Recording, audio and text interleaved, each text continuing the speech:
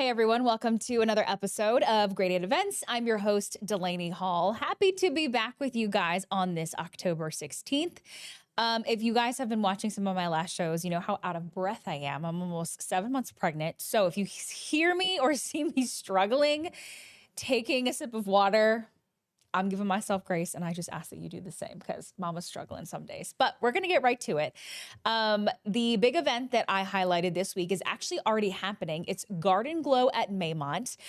It is back. They expect tens of thousands of people every year, and they have, it sounds like last night was pretty successful. Last night was the first night that it opened. But if you've never been to it, I hope these pictures kind of give you a good idea of what it is. So think lights, lasers, everything glows. So this is a part of the Glow Village that you can check out. You see all the kiddos there hanging out. There's a laser lane here. Apparently this is a really big hit for families.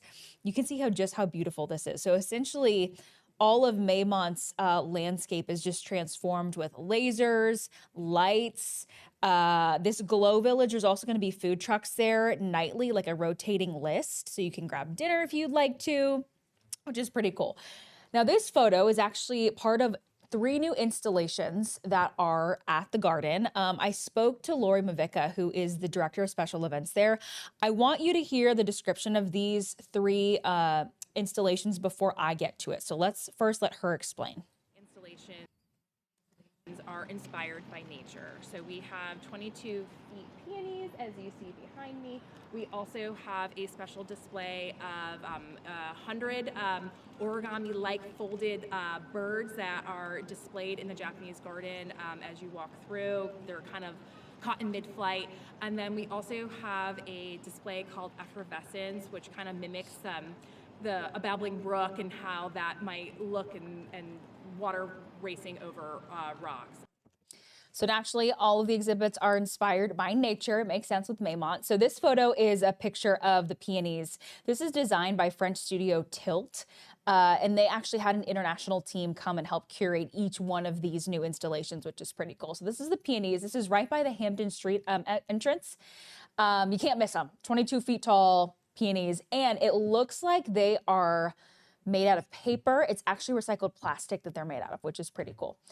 This is what she was talking about, Effervescence. It's an entire lawn just filled with lights. This was designed by Culture Creative. There's just thousands of lights that blink in patterns to kind of mimic that babbling brook and how water would kind of rush over things. Again, going back to that nature theme. And then this last one is designed by French Studio. You can see here a flock of origami style birds in the trees, which is pretty cool. So this is probably the 3 big new things you can see at Garden Glow. They've had the Glow Village before, but that doesn't mean you're not going to find something new. There's a giant, big, bright mega light. So like the bright lights that you see. Again, I said, food trucks are going to be there. Yes, you're already getting out of breath. It's been like, what, 5 minutes? So Garden Glow runs through November 9th, every day, nightly, except on Mondays. So please do not show up on a Monday because you will not be able to get it because they will close. So the gates open at 6 o'clock for about the first week or so. We know daylight saving time is coming up. So when that happens, they're going to be opening at 5:30 and 5 just as the days get shorter. And it should say on your ticket when entry is. They do close at 10 o'clock. Final entry to the park is at 9 o'clock. So if you are going to one of the later ones, just be mindful. Your ticket is also timed entry, so they can kind of control the flow of the crowds. And there are some discount nights, some value nights that they're calling them because popular times kind of sell out. So it looks like they are offering tickets at a lower price on maybe some of the less popular times, which is pretty cool. So if you go onto Maymont.com, you can see the entire list of ticket options. You can see here, those are those value nights that I was talking about right here.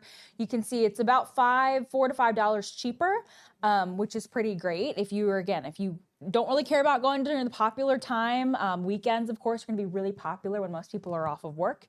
To buy your ticket, just press that big Purchase Now button and you should be good to go. There is free parking at the Robbins Nature Center, the Hampton Street lot at Maymont Farm, but we know that those lots are not ginormous. So If you have the opportunity to maybe do a carpool, ride share, that kind of thing, I highly suggest that, especially if you're going on one of the more popular nights. So that is Garden Glow. I hope you all are able to make it. They're very excited. And again, last night was the first night. It runs every night except Mondays through November 9th. Okay, I'm going to go to my list and take a swig of water because we need it. All right. This is also a very big festival weekend across Central Virginia, and I say that every week, but it's true. Richmond Oktoberfest returns for its 55th year this weekend, which is pretty incredible. It is back tomorrow and Saturday at the Old Dominion Building at Richmond Raceway, of course, on Laburnum. The hours for tomorrow are 6 to 10. Hours for Saturday are 3 to 10. This is a very authentic German experience. 55 years, so they're doing something right here, y'all. You're going to find entertainment from one of the best German party bands, Bavarian dancers. There's going to be beer garden music, and you're going to find authentic German beer and food. So they're going to have assorted beer and wine, bratwurst, potato salad, knockwurst, weisswurst, all that stuff. And of course the cakes and pastries, because you cannot forget any of the desserts. This is kid friendly. So you will find a kinder corner with events for the kiddos and activities. There's going to be party music and of course the beer stein holding contest, which everyone knows and loves. I believe the rules are also on the website. It's one stein that you hold, can't sit, have to stand, and the person who lasts the longest obviously wins. And it looks like you win a 3-liter Oktoberfest beer stein. 3 liters is insane, but that's quite a prize if you ask me. So let's see what else. Tickets are just $10 each day for a one-day ticket. If you want to go in both days, $15 each. 15 and under, you will be able to get in for free. You can buy those tickets online or at the door. If you go to richmondoktoberfestinc.com, it has all of this information for you, and they have laid it out pretty easily, which is pretty cool. If you also want prices, I mean, this is like going like into the weeds. If you want prices of food and drinks and everything, this is still on that same website. They have everything listed. They have the different types, what you can get, chicken, pork loin, all that stuff. Again, it's on this richmondoktoberfestinc.com website. So made it pretty easy for you. All right. This weekend is also the 37th Richmond Tattoo Convention. Yes, you heard that correct. Richmond Tattoo and Arts Convention, excuse me. So this is happening tomorrow through Sunday at the Doubletree by Hilton on Coger Center Boulevard here in Midlothian. So Friday, 2:30 p.m. to 2 a.m., Saturday, noon to 2 a.m., and Sunday, noon to 7. So this convention basically shows the latest trends and innovations in tattooing. You're going to find more than 170 artists, more than 40 exhibitors, 14 different competitions. There is a plethora of entertainment that will be there, and I just wrote down a couple that kind of stood out to me. Live art for charity, historical martial arts, a fire performance, live tattooing, the spray paint guy will be there, and world-renowned tattoo artist Jesse Smith is also the host this year. So if you are very familiar with the tattooing community, he, I know, is a big name, and he will be the main host. Attending artists are also on the website. So this is just literally richmondtattooconvention.com, and they have a full list of the artists who will be present and some of their work. So you can literally just click on whoever, where they're from, what they kind of specialize in. And a lot of this is super impressive. So that looks like Leonardo DiCaprio. I mean, that's pretty cool. So that's all happening again over the weekend here in Midlothian. Tickets are available at the door or online for a discount. Friday pass will get you $35, Saturday $45, and it kind of keep going on and on and on. Kids 12 and under are free. I am told that this is family friendly, but some of the entertainment, I believe, starts later in the night, and they're basically just saying, hey, parents, just know that there is entertainment coming, and it's totally up to you what you want to do with your child, but it's a different entertainment, so just keep that in mind. Parking will get you $8 per day or $15 for the entire weekend. So that is the 37th Richmond Tattoo Convention. Back to our list, Midlothian Mines Day on Saturday from 11 to 3 at Midlothian Mines Park. You can learn about Midlothian's coal mining history, which I don't think I know anything about it. You'll find activities like living history, coal mining, and railroad displays, period music, trolley tours. It is free and open to the public, and of course, free parking on site.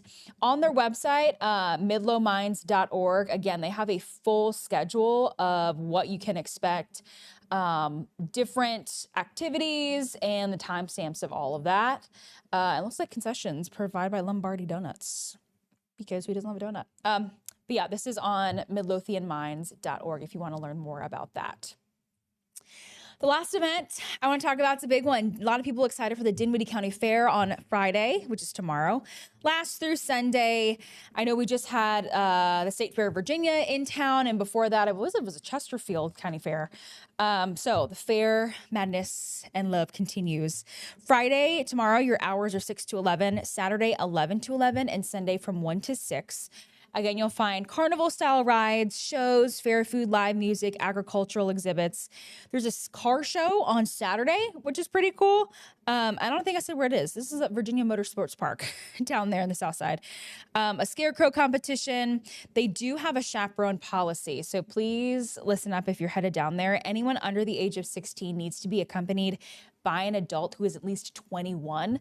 If you are under 16 and you try to get in without an adult, they sadly will not let you enter. So please keep that in mind when you are making your plans of the chaperone policy.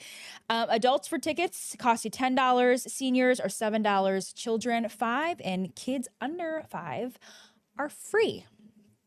And that is just scratching the surface of the county fair. I know you could probably do 18 different stories on the different exhibits and rides and attractions that will be there, but they have more information if you go to discoverdinwiddie.com. They have everything you can need. Again, a full schedule of events. This just caught my eye, the Beef Skillathon Contest. I don't know what that means, but I'm very intrigued. They have a lot of animal shows, a lot of performances. The high school band will be performing, so you can see everything that they have for you listed there. So that is what I have for graded events this week. I didn't lose my breath as much this time, so that's a good sign. But as always, if you have an event that you want us to learn about, please let us know. Send us an email at news@wrec.com. We'd love to hear about it. We are also having interviews on 8 News at 9. So send us an email at interview@wrec.com, and we'll see if your event is a great fit for our show. We'd love to meet you and learn more about it. But for now, I will say goodbye, and I will see you next week.